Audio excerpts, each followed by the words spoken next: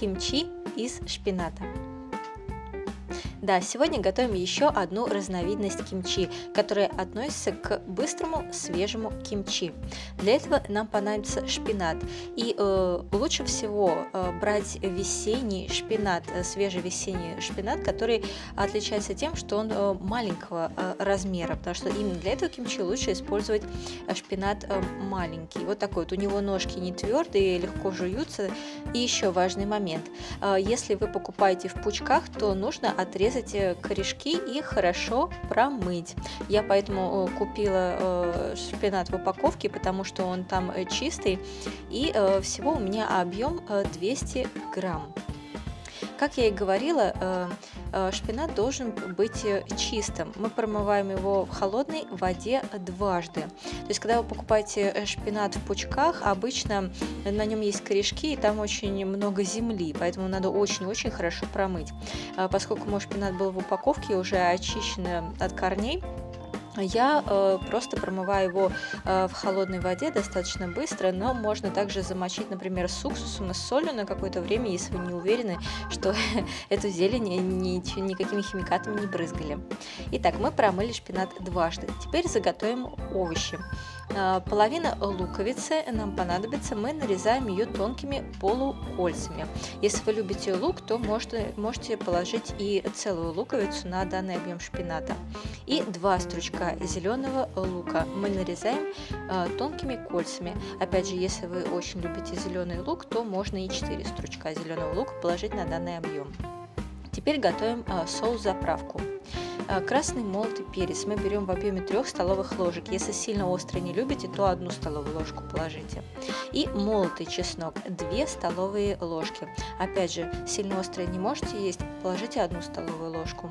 И рыбный соус в объеме 2 столовых ложек. Если рыбного соуса нет, а часто люди говорят, что не могут его купить, можете использовать соевый соус. Далее, кунжутные семена 2 столовые ложки мы добавляем. И сахар или сироп, в Корее используют кукурузный, 3 столовые ложки. Далее уксус. Я использую яблочный уксус, но можете попробовать и с каким-то другим уксусом, например, винным. Уксус мы добавляем в объеме 5 столовых ложек. Именно уксус делает этот салатик таким приятно ароматным весенним. И далее кунжутное масло. Если кунжутного масла нет, можете пропустить. Кунжутное масло нам нужно 2 столовые ложки. Разные кимчи в Корее везде, в каждой семье, в каждом доме, в каждом ресторане готовят по-разному. Поэтому что-то можно пропустить, что-то можно добавить. Вы один раз приготовьте, попробуйте и поймете, как оно вам больше нравится. Все хорошо перемешиваем до однородной массы. Даем соусу немного постоять. И буквально там 2-3 минуты, и затем начинаем заправку. Возьмите какую-нибудь достаточно большую объемную посуду, так вам будет легче перемешивать. И закладываем сначала лук и зеленый лук, то есть овощи.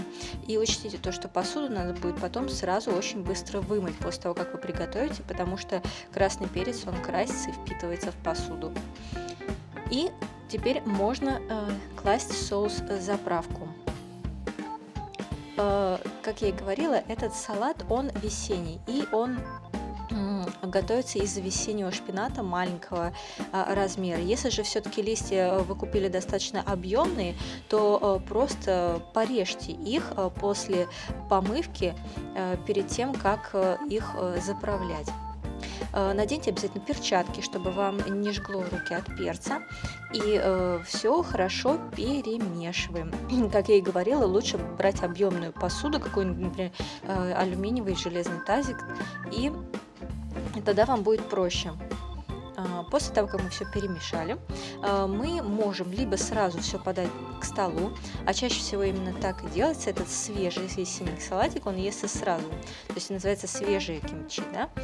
Или же мы можем все-таки отложить какую-то часть и есть ее в течение 2-3 дней. Перед подачей и поверх контейнера вы можете посыпать еще кунжутных семян. Сколько мы храним? Хранить можно в холодильнике в течение 2-3 дней. И, кстати, после того, как вы его положите в контейнер, он немного постоит, он немного уменьшится в объеме и осядет.